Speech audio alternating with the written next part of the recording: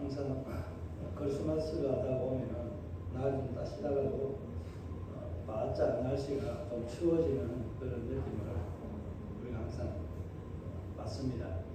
어제 간밤에도 눈이 좀 와서 불편하겠다 싶었는데 눈이 많이 녹아서 그래도 오가는 길에 큰 어려움은 없겠다 싶어서 참 다행이고 감사하다 싶은 마음이 생각이 들었습니다. 오늘 본문의 말씀에 보면은 이사야가 노래를 지어서 이스라엘 백성들에게 들려줍니다. 오늘 이사야가 노래를 하지만은 실제적으로 이 노래를 하는 사람은 누구인가 하는 것을 볼 때 사람이 노래하지만은 실질적으로 이 노래는 누가 하는 거예요? 하나님이 하고 있다는 것을 말씀하고 있습니다. 그만큼 이사야가 지금 현재 이스라엘을 향해서 그 사랑의 외치, 그 사랑이 얼마만큼 간절하고 애타하는 건지에 대해서 잘 보여주는 그런 상황이라고 그렇게 볼 수 있습니다. 그래서 우리가 노래를 부르는 것은 지난번에 말씀드렸지만 노래는 그 시대에 가장 전달력이 좀 뛰어난 그런 은혜가 있다라고 해야 되나요? 그런 게 호소력이 좀 있는 게 음악으로 들려주는 이 노래입니다. 이 노래 하니까 저도 생각이 나는 게 우리가 신대원이나 이런 데 가면은 계절학기라고 하는 3주 이런 식으로 하는데 이때 보면은 굉장히 짧은 시간에 그 많은 문법을 다 떼고 해야 되거든요. 저희 신대원에 보면은 처음 시작부터 영어가 영어로 끝내고 시험 칠 때도 많은 50점짜리는 영어를 다 내놓고 한 번도 보지도 못 듣지도 못한 내용을 딱 해내고 있습니다. 지금은 어떻게 하는지 모르겠는데 그렇게 하니까 일주일은 성적이 다 잘 오는데 2주째부터는 뚝뚝 5점, 10점씩 뚝뚝 떨어집니다. 그거는 60점이 넘어가야 됐어가는데 저녁으로 머리가 보면은 머리가 쭉 빠지고요. 젊은 아이들은 그래도 순발력 역할을 잘합니다. 그때에 재치를 부리는 게 이니셜을 외우는 것도 있지만 이런 이제 노래를 지어서 부릅니다. 이제 히브리어로 할 때 이제 메카라는 거 이제 하면은 맛배기로 보여주면은 샘 이름이 뭔겨 다가시를 찾았어요. 이게 샘이라고 하는 게 이름이라는 뜻이고 다가시라는 것이 히브리어로 찾는다는 겁니다. 이렇게 노래를 불러서 하면은 조금 이게 외워지는 게 쉽습니다. 그런데 짧은 시간에 그렇게 하기는 쉽지 않습니다. 그죠? 그만큼 노래라는 것이 우리 머리에 마음에 좀 각인이 잘 되는 그런 것들이 있다는 것을 알 수 있잖아요. 그래서 어떻게 보면은 최후 수단으로 이 노래를 지어서 이사야가 이스라엘 백성들에게 하나님의 사랑을 들려준다고 그렇게 보시면 됩니다.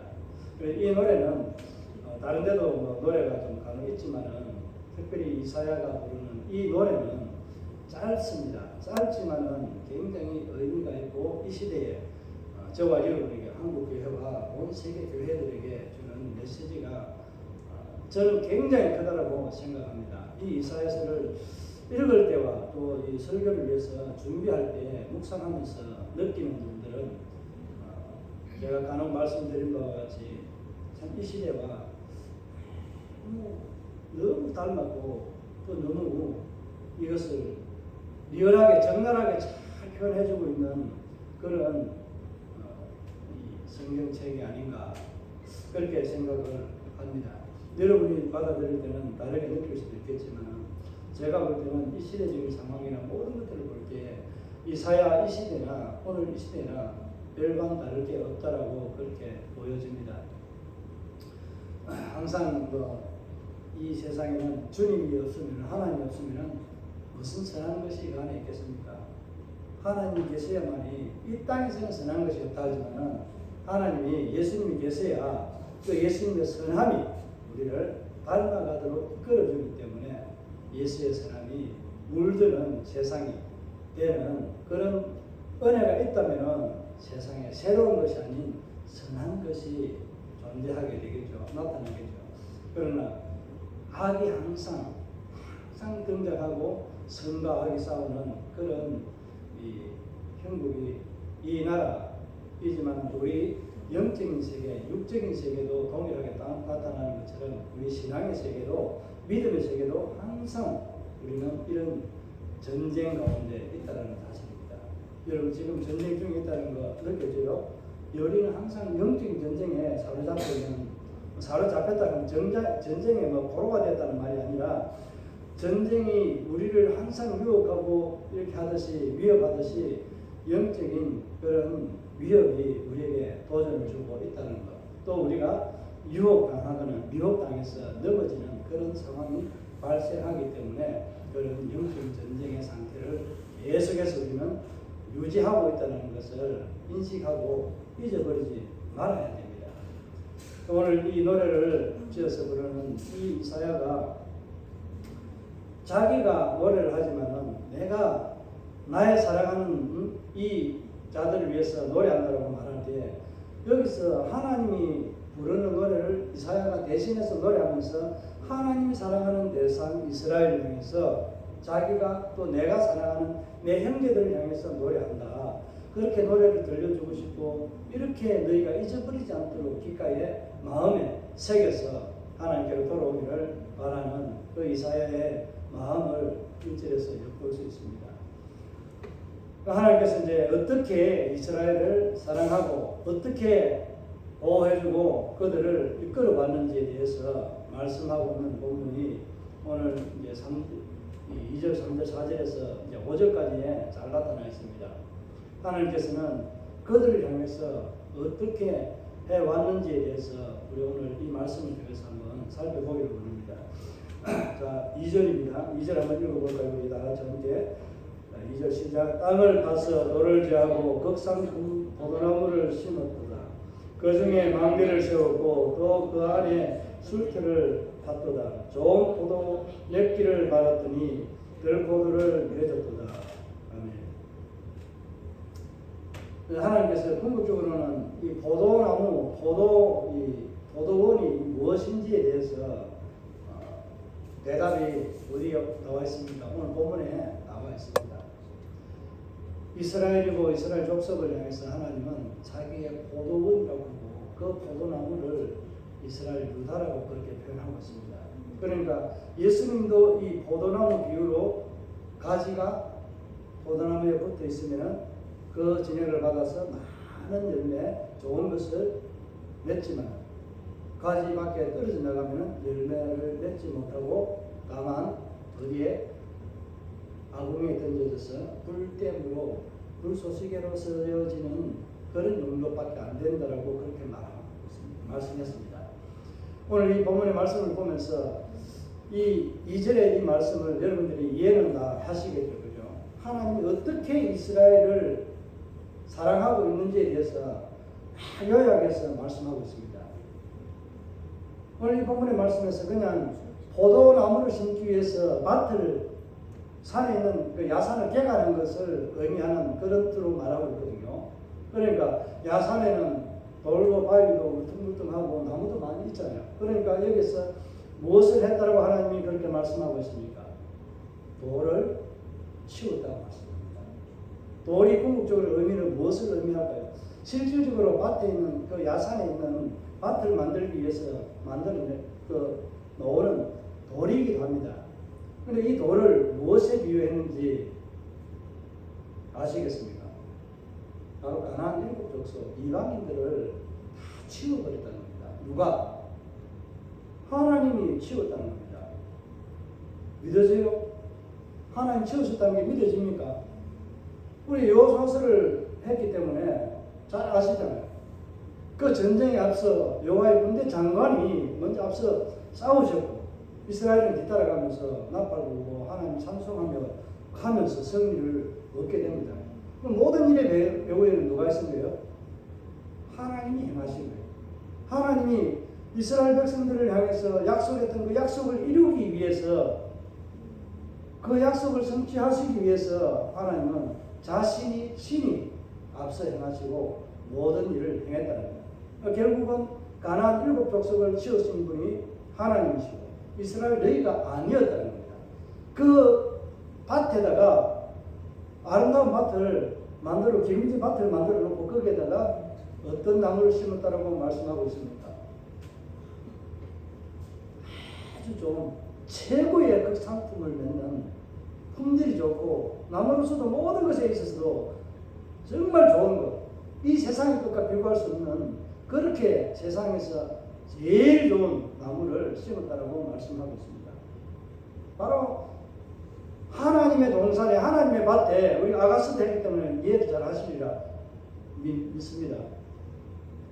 주님의 동산, 주님 일하는 동산에다가 심어 놓으신 거예요. 그 동산에 심어 놓은 포도나무가 누구예요? 유다고 이스라엘 족속이라잖아요. 바로 신약시대 저와 여러분입니다. 저와 여러분을 하나님의 그 아름답고 기름진 그 좋은 나라에다가 우리를 심어 놨다는 겁니다. 마치 이제 이 사람을 나무에다 비유해 가지고 이 의인화시킨 이런 것들이 있지만 우리가 나무처럼 포도나무처럼 그렇게 하나님이 갖고 오는 그 아름답고 기름진 땅에서 그 옥토밭에서 열매 맺어야 될 그 열매를 주인이 기다리고 있다라고 그렇게 말씀하고 있습니다. 땅에 그 열매만 맺히고 수확을 하고 그냥 내버리는 것이 아니라 수확을 기대하지 않는 것이 아니라 그 수확하고 즐길 수 있는 술들을 봐서 그들의 기쁨과 모든 것을 채워주고 누릴 수 있는 것을 만들어 놨다고 하나님이 말씀하고 있습니다. 오늘 사회가 이 포도나무, 포도원 노래로 포도나무를 비유해서 말씀하고 있습니다. 지난번에 살펴본 것처럼 소 8마리가 가는 그 밭에서 한 해가 이것밖에 나오지 않는 그런 소고가 어디 있습니까? 얻지 못하는 겁니다. 그렇게 하나님은 이스라엘 땅에서 진노하고 있다는 것을 말씀하지만 오늘 이사야 4장에서 보면 하나님은 반드시 회복시킨다는 것. 어떻게? 거룩하고 아름다운 존재로 만들어주고 죄를 멀리하고 그 안에서 보호해주고 하나님의 영광이 다시 꼽히고 그렇게 하나님의 은혜가 충만한 그런 나라로 회복시켜주겠다고 약속한 말씀이 있습니다. 그 약속의 말씀 계속 하나님께서 약속하는 것은 뭐예요? 회복시켜주고 내가 너를 보호해주고 이렇게 하겠다라고 말씀하고 있습니다. 그렇게 말씀하신 것을 오늘 2절에서 너가 회복하지 않을 때도 마찬가지지만 지금까지 내가 너희를 약속하고 너에게 베풀어 준 것이 바로 이와 같이 했다는 것을 말씀하고 있는 겁니다. 그 아름다운 땅에다가 하나님 갖고 오는 그 땅에다가 심어서 그 땅에서 하나님의 의와 공평이 나타나는 공의가 나타나는 그런 삶을 살라고 했지만은 결과적으로는 포도나무 비유에서 이 포도나무 비유에서 뭐라고 말씀하고 있습니까? 최고의 좋은 상품을 심었는데 들 포도를 맺으니 어쩌민고 라고 그렇게 말씀하고 있습니다. 그냥 들 포도를 하니까 우리는 그냥 들의 야생 그 포도나무 이런 거 참 맛있거든요. 저희 어릴 때에도 머루 같은 이런 것도 작은 것도 있고 그렇습니다. 자연산 정말 우리 재래종이라고 하는 이런 것들은 자그만합니다. 그런 이 머루포도 먹으면 참 식이 납니다. 또 어떤 점에서는 또 맛있기도 합니다. 맛있기도 합니다. 그런 포도를 먹어봤지만은 그런 포도의 의미를 말하는 것이 아니라 여기서 들 포도를 말할 때는 어떤 의미인 것 같습니까? 그러면 썩어서 악취가 나는 썩어서 악취가 나는 그런 형국의 것은 아니지만 악취가 나는 그런 포도를 맺었다고 합니다. 아무도 먹지 못하고 보지 못할 수 있는 그런 열매를 맺었다는 겁니다. 그러면은 이스라엘이 어떤 상태로 놓여졌다는 것을 말씀하고 있는 겁니다. 하나님이 그들을 가장 아름답고 세상에서 가장 좋은 땅에 심었고 이스라엘을 가장 거룩하고 아름다운 존재로 만들어서 그 가나안 땅에다가 약속의 땅에 그들을 심었습니다. 심었더니 하나님의 의와 공평이 나타나고 이렇게 해야 되는데 뭐라고 말씀하고 있습니까? 이스라엘은 계속해서 너희가 하나님의 공의를 저버리고 내가 하는 일에 대해서는 하나님의 행하시는 그 일에 대해서는 눈곱도 하나 돌아보지 않고 들으려고 하지도 않는 그런 상태로 너희가 하나님을 떠나 있다라, 나를 떠났다라고 하나님은 그렇게 말씀하잖아요. 그래서 죄악의 지적을 계속해서 하고 있습니다. 여러분이 신약시대에 살아가는 성도라는 그 자체가 얼마나 복되고 감사할 일인지 여러분들이 느껴지고 고백이 되어지는지 모르겠습니다. 구약시대에 태어났으면 여러분은 하나님의 선민이 될 수 있는 길이 굉장히 어려웠습니다. 내가 강제로 할 일을 하고 유대인으로 개종하는 그 길이 있지만 그 시받아주는 그런 일이 아닙니다.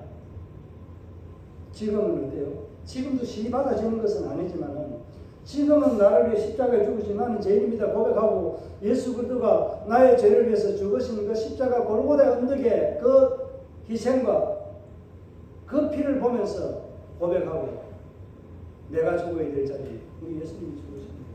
감사합니다. 나를 위해 죽으시고 또 나를 위해서 부활하신대요.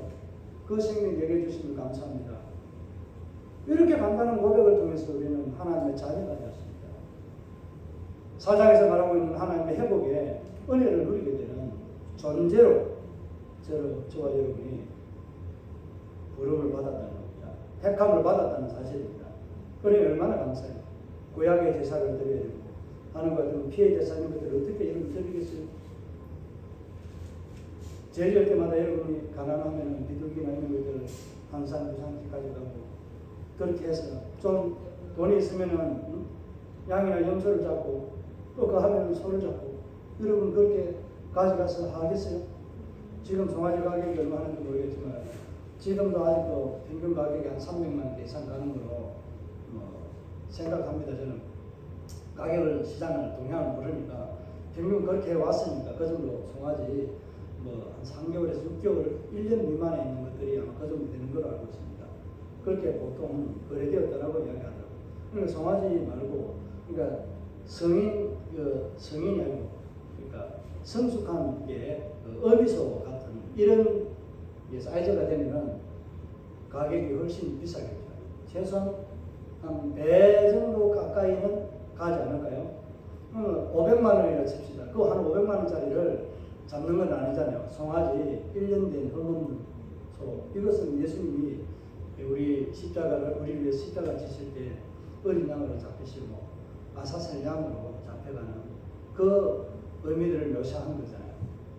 그 재물이 그런 흠없는 거예요. 그런 흠없는 것을 드릴 때 여러분 300만 원짜리 그 당시에 이제 화폐 가치를 따지면 다르지만은 그때나 지금이나 매 마찬가지 아닌가요? 화폐 가치만 높고 낮고 이것뿐이지 그 당시에 소 한 마리 사고 키우기가 얼마나 힘들고 어렵습니까? 저희 시골에 어릴 때만 해도 소 한 마리 있으면 그 집안 농사를 다 짓고 할 수 있는 그런 굉장히 중요한 하나의 농사 수단이었고 또 송아지 한 마리 한 마리 놓게 되면 1년에 한 마리씩 새끼를 빼게 되면 그 송아지 가격을 가지고 아이들 자녀들을 공부시켰다고 합니다. 물론 다 되지는 않았겠죠, 그죠? 소 한 마리가 그런 사람을 키우는 이런 일에 그만큼 중요한 위치에 있었다라고 말씀하고 있는 겁니다.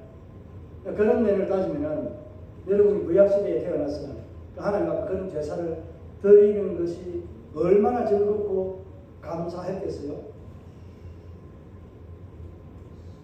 여러분 구약시대에 태어난 것이 좋았어요? 안 좋았겠어요? 당연히 저는 안 좋았다고 생각합니다. 저는 목사가 구약의 제사장의 직분을 그대로 이어받은 거잖아요. 선자의 직분을 이어받았잖아요. 제가 재물을 가지고는 제사를 드리는 당사자가 잡는 것도 있지만 제사장이 잡아야 될 것도 있습니다. 저는 그걸 못 잡고 딱 제대로 못 잡습니다. 물고기는 회를 뜨고 떠봤는데 잉어와 같이 숭어 같은 거 큰 거 이 정도 되는 것까지는 제가 볼을 떠봤습니다.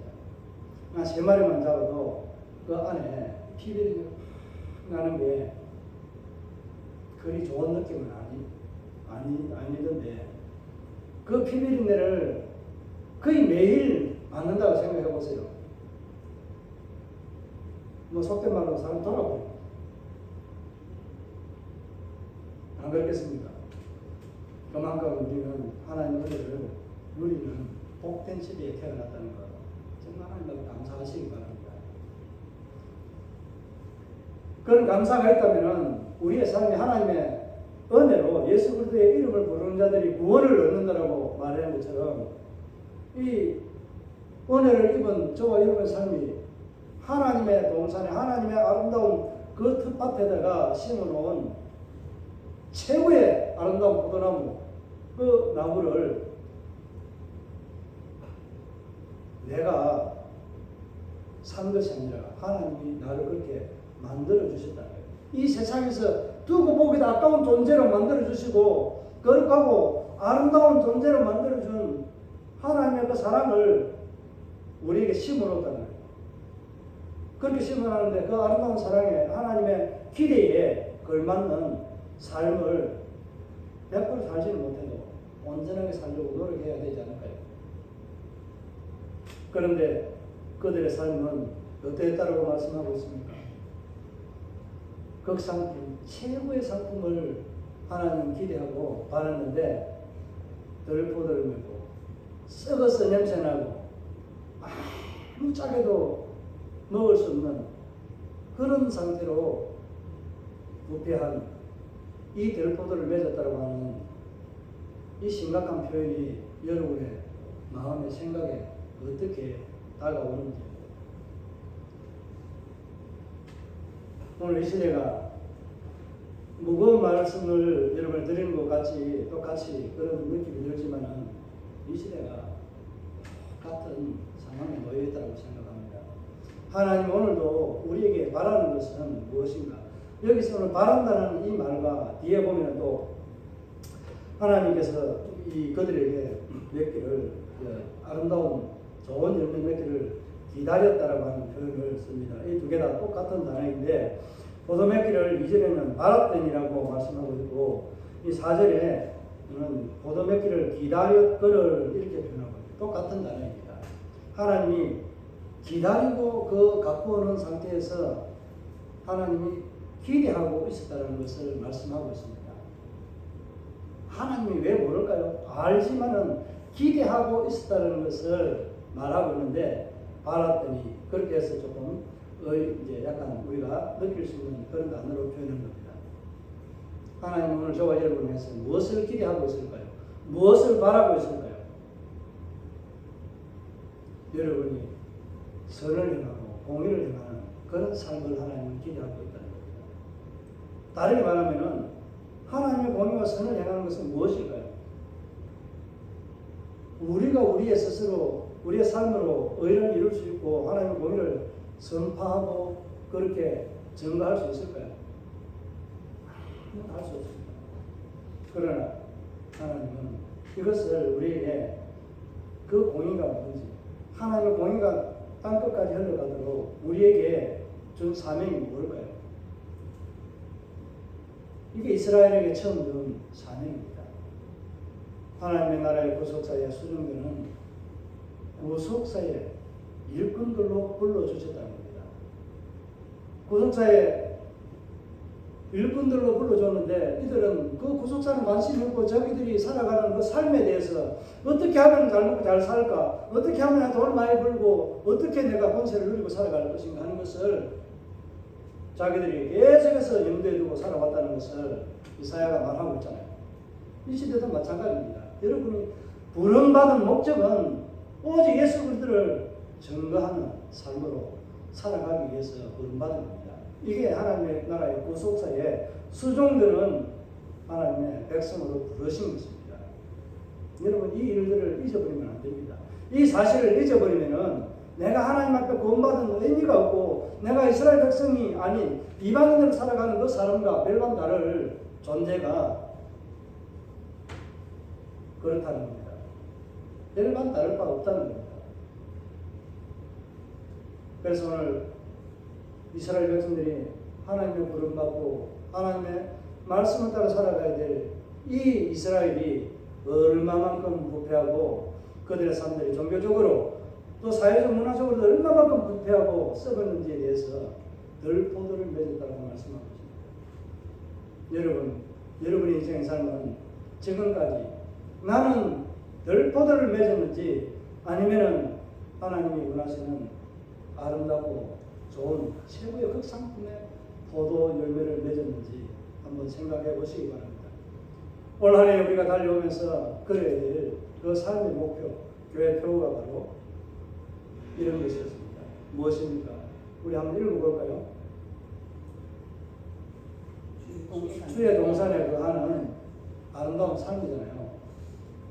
이게 아가서에서도 이야기하고 우리가 작년에 했던 것이 열매 맺는 삶입니다.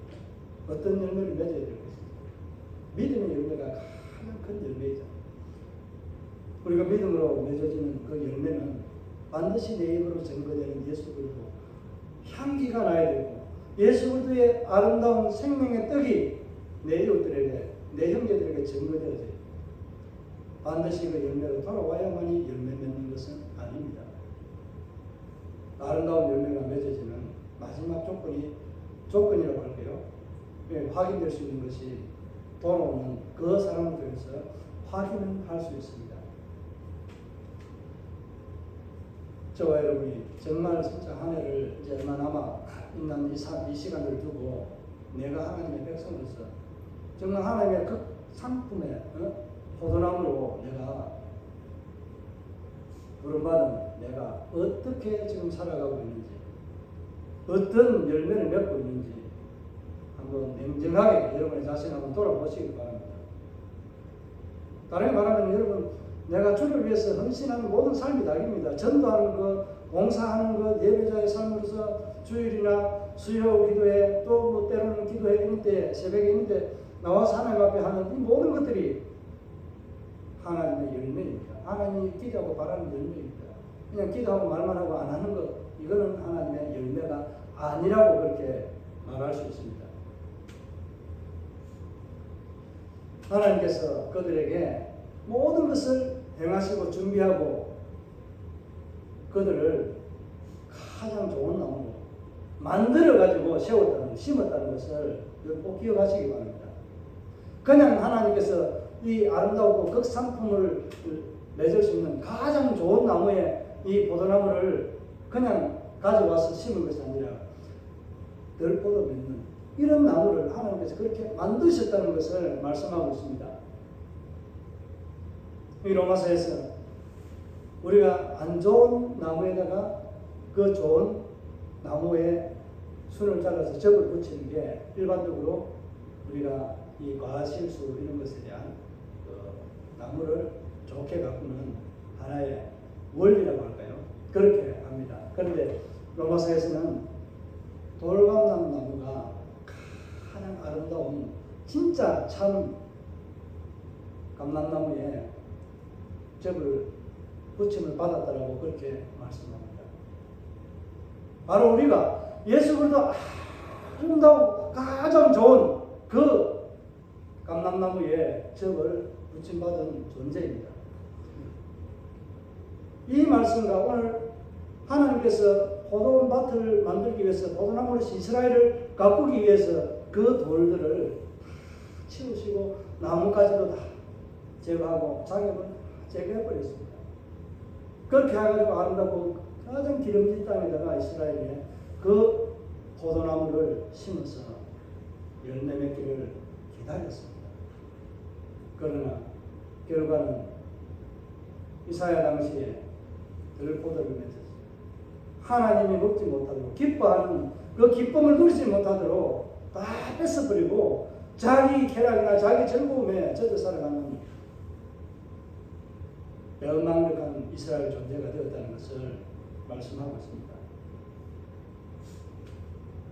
하나님께서 그래서 이스라엘을 향해서 어떻게 하시겠다고 말씀합니까? 중요한 것은 말씀 하나 안 드렸는데 그 포도나무를 심으고 그냥 심어놓은 것이 아니라 그 열매가 맺어지기를 기다리는 동안에 해야 할 일을 하나님이 무엇을 세웠어요? 망대를 세웠다고 합니다. 망대를 세우는 건 뭐 하는 거예요? 망을 보는 거잖아요. 망 보는 데잖아요. 높게 세워서 뭔가가 짐승이나 사람들이 도둑들이 와서 가져갈 수 있는, 훔쳐갈 수 있는 이런 것들을 보고 지켜주고 막아주는 보호막을 치셨다는 것을 의미하잖아요. 하나님께서 이스라엘을 가나안 땅에 두고 보호막을 그렇게 쳐놓고 그들을 지켜주고 계셨다는 것을 말씀하고 있습니다. 이전의 말씀을 그냥 간단하게 하면은 하나님께서 이스라엘을 노예에서 해방시켜서 자유민으로 만들어서 큰 민족이 되게 해가지고 하나님 약속을 이루는 그 약속의 땅에다가 반드시 그들에게 주겠다 했던 그 약속을 지키고 이행하시면서 가나안 땅에 주신 것이고, 그 가나안 땅에 있는 모든 제약의 족속들을 물리치고 그곳에 깨끗하게 아름답고 기름진 땅으로 만들어서 하나님의 이름 비와 늦은 비로 하나님의 은혜의恩택이 주어지는 그런 아름다운 땅에다가 그들을 심어 놓은 겁니다. 이 비유가 바로 그 비유. 그렇게 해서 하나님께서 보호막이 되어가지고 주변국에 아무리 강대한 강대국이 온다 할지라도 하나님께서 아수르의 군대를 14만 8천 명, 14만 5천 명이니까 이 아수르 군대를 하루아침에 그냥 하나님의 기도에 물리치게 합니다. 이게 바로 하나님의 망대가 그 보호막이 그런 은혜를 누리게 됩니다. 하나님께서 하나님의 은혜를 구하면 그런 은혜가 있지만은 그러나 돌아오지 않고 하나님의 은혜를 바라보지 않는, 하늘을 바라보지 않는 가나안 땅의 이스라엘 백성들은 더 이상의 은혜를 누릴 자격이 없다는 것을 말씀합니다. 여러분, 예수 그리스도의 이름으로 구원받은 저와 여러분은 하나님의 보호막이, 다르게 말하면 다윗 시대에 이 생명사계로 우리를 보호하는 것처럼 그렇게 우리를 생명사계 안에 우리의 생명을 두고 계신다고 말씀합니다. 하나님의 보호가 눈으로 느껴지고 보여집니까? 하나님은 저와 여러분을 향해서, 이스라엘 향해서 이런 은혜를 베푸셨던 것처럼 저와 여러분에게, 믿음을 사랑하는 자에게 이와 같은 은혜와 보호로 갚아주십니다. 채워주십니다. 그 은혜를 누리는 자로서 합당한 삶을 살아가기를 주의 이름으로 축복합니다. 이제 말씀을 정리하면서 하나님께서 그들을 향해서 이렇게 아름다운 땅에 걸림돌이 없도록 그들에게 대항할 수 있는 자들이 서지 않도록 하나님께서 그들의 앞에 행하셔 그 아름다운 땅에 이스라엘을 거룩하고 가장 아름답고 존귀한 존재로 불러주시고 거룩한 나라의 하나님의 열매 맺는 백성으로, 또 구속사의 수능도는 그 나라의 백성들로, 그러니까 다르게 말하면 제사장으로 불러주십니다. 저와 여러분 왕같은 제사장입니다. 그렇게 불러주셔서 정말 하나님의 영광이 나타나는 삶을 기대하고 바라보는데, 이 교회가, 성전이 내가 어떻게 살아가고 있는지, 이 시대가 바로 정말 자기 속에는 옳은 대로 살아가고 있는 형국이지만 이런 하나님의 아름다운 극상품의 보도를 맺지 않고 하나님이 받고 누릴, 또 우리가 함께 누릴 수 있는 술대를 봐서 그것을 누리고 즐길 수 있는 그마저 하나님이 우리에게 베풀어 주셨는데, 이것마저도 하나님께서 행하지 않겠다라고 이제 3절부터 말씀하고 있습니다. 3절, 4절, 5절을 보면은 4절에는 이제라는 단어가 빠져 있습니다. 이제라는 단어는 하나님께서 무엇인가 새롭게 하기 위해서 새로운 국면을 말하면서 다른 화제를 이제 돌리면서 말하는 것, 그러니까 반드시 어떻게 결정되는 것들을 말하는 이런 내용을 말하고 있습니다. 반대 질문은 뭐예요? 내가 지금까지 너희들에게 한 것과 앞으로 내가 너희들에게 어떻게 해줘야 되는가? 라고 이사야가 하나님처럼 그렇게 말씀하고 있습니다. 오늘 하나님께서 저와 여러분에게 내가 지금까지 너희에게 베풀어준 은혜와 사랑이 무엇이냐? 이것을 너희가 기억도 못하는데 앞으로 내가 너희에게 어떤 은혜를, 무엇을 내가 너희들에게 베풀어줘야 너희가 나를 사랑할 건가? 그렇게 말씀하고 있습니다.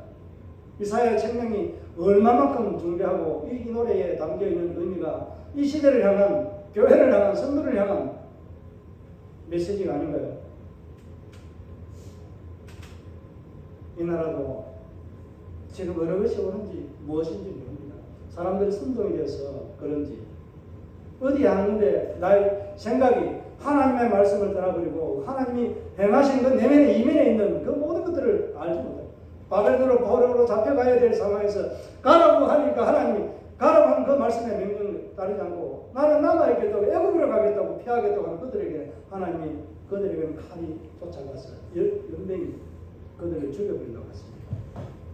하나님이 그러한 은혜를 우리에게 베풀어 주는 이 상황의 은혜들을 모르고 어떻게 똑같이 악인이나 선인이나 하나님 앞에 하나님을 예배한다고 하나님을 믿는다라고 말하면서 기도하고 있습니다.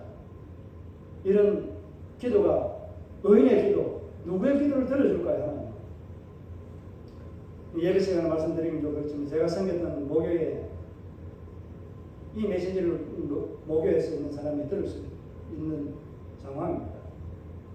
장로들과 목사가 함께 은퇴를 두고 이제 합니다. 감정으로 인해가지고 일어났던 일이지만 장로들이 목사 앞에 와가지고 우리가 이 정도 기도하면서 결정한 것이니까 목사님 이대 따라주세요.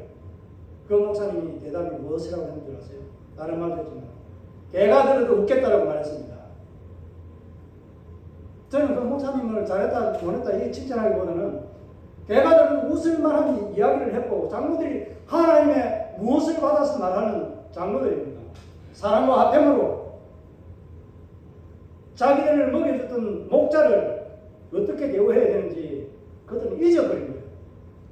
이게 바로 한국의 현실이고 우리나라의 성도들의 삶의 현실입니다. 지금도 마찬가지입니다.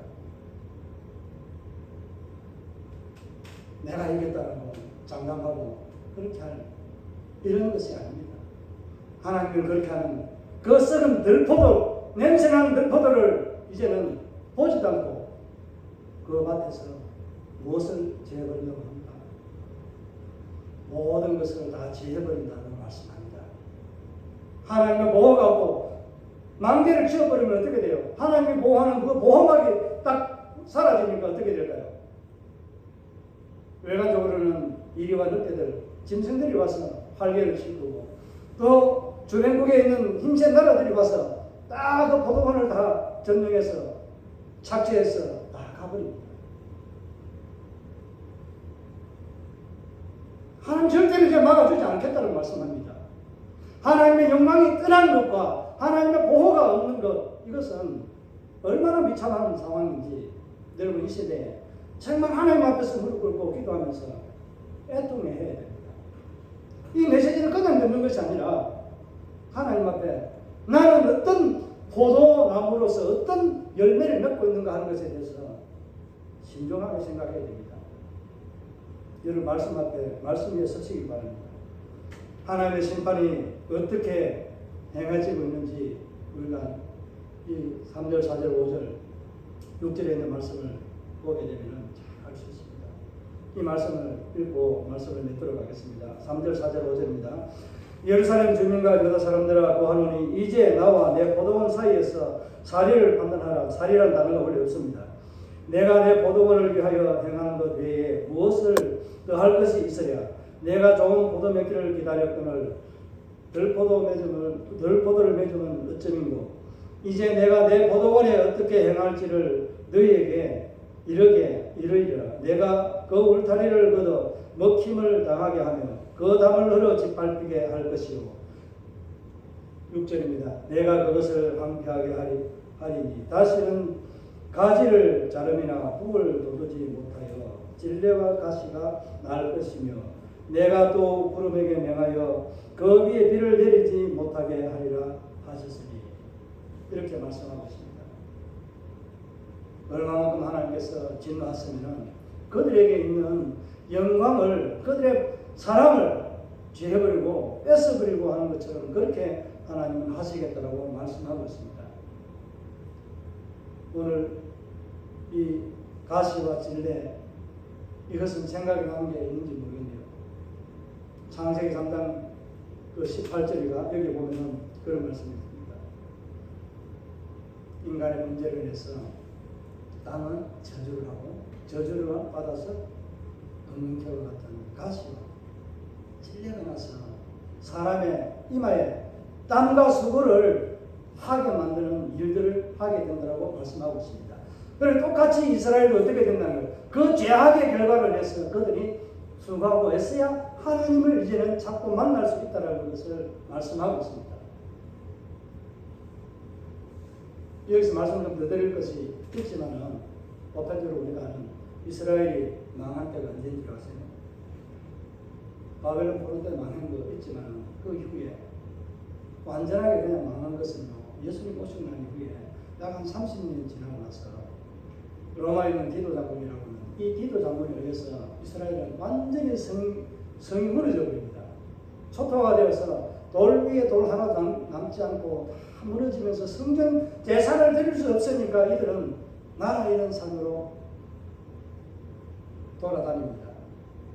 그러나 우리 이 나라가 해방이 되는 그 년도에, 그 해에, 그 전에 그들이 그 연도는 아니면 그 무렵에 다시 시온이점을 해서 나라를 되찾고 그들이 지금 현재 예루살렘에 이스라엘 수도를 세워놓고 미국도 그곳에 미 대사관을 옮겨놨습니다. 그것을 트럼프 때 옮겼습니다.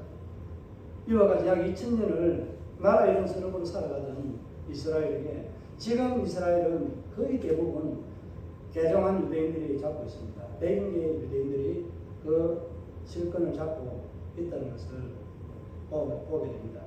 이런 것들이 중요한 것이 아니라 하나님께서 우리에게 죄악의 삭스로 다시 아담에게 저주로 주어졌던 그 형벌이 뭐예요? 형벌 중에 하나가 땅이 더 이상 좋은 것을 내는 것이 아니라 나쁜 것에 물들어서 사람의 이마에 수고를 하고 땀을 흘려요. 그 땅을 유지할 수 있고 가꿀 수 있는 그런 은혜를 누리게 될 수 있도록 하나님은 땅에서 찔레와 다시 일어나서 오토바토의 역할을 하지 않게 한다. 그러니까 결국은 뭐예요? 온 장자격인 아들, 장자 아들 이스라엘은요 이렇게 버리고 사자라고 할 수 있는 이방인 저와 여러분이 새롭게 하나님 은혜에 장자의 몫으로 은혜를 받게 되었다는 것입니다. 하나님께서는 오늘 우리에게도 똑같이 우리에게 거울이 되는 것은 뭐예요? 오늘 이 말씀을 보면은 이 비유의 노래 이전에 있는 이 말씀의 비유가 바로 우리에게 주는 거울입니다. 이스라엘이 저와 여러분의 거울입니다. 우리 신앙의 삶의 거울에 내가 믿음으로 살아가지 아니할 때는 하나님께서 내게 준 복을 내리신 후에라도 하나님께서는 그것을 뭐한다고 했습니까? 거두가신다고 말씀했습니다. 하나님의 복을 여러분 가정과 자녀에게 또 자사손손 주님 오실 때까지 누리게 되는 복의 통로가 되기를 주의 이름으로 축복합니다. 오늘 이 말씀을 보면서 진정 여러분에게 부탁하고 당부드리고 싶은 것은 여러분이 지금 현재 어떤 포도를 맺고 있는가? 하나님 내게서 걷어가는 것은 어떤 것들입니까? 나를 지켜주는 보호막이 사라져가고 있지는 아니한지 하나님이 내게 내 수고에 땀방울이 더 맺히도록 고생하도록 하고 있지 않는지 한번 여러분의 자신을 한번 돌아보시기 바랍니다. 포도원의 노래가 이스라엘 향해서 이렇게 지르고 있음에도 불구하고 그들은 여전히 깨닫지 못하고 배은망덕한 삶의 자세로 살아가고 있는 것을 보면서 오늘 주님, 우리 주님께서 어서 돌아오라고 은밖에 없어서 목 베어서 기다리는 그런 모습으로 우리를 향해서 부르고 있다는 것을 기억하면서 하나님께로 다시 회복하고 하나님의 은혜를 다시 한번 더 풍성하게 누릴 수 있는 은혜의 주인공들이 다 되시기를 주의 이름으로 축복합니다. 아멘. 우리